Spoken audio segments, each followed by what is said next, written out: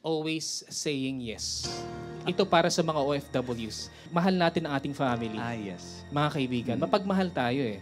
And one of our traits is hindi tayo nakakapagtanggi pag may lumapit na nangangailangan.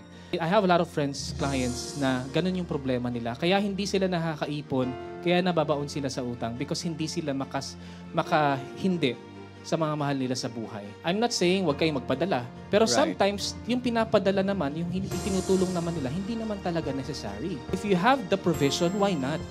But if you don't have it, bakit ka mangungutang? Bakit mo kailangan pondohan yan? Traits natin kasi mga kababayan is yung hero's mentality. Na Inaako lahat. And most of the time, there's a lot of disadvantage kapag ganun yung mentality mo. If you have a financial roadmap, alam mo kung saan ka pupunta, alam mo kung saan ka liliko, gaano katagal yung babaybayin mo, at magkano yung magiging cost pagpanta mo roon sa panggagalingan mo. If you're saying yes to everyone, you're saying no to yourself, to your dreams. Sinag Spotlight.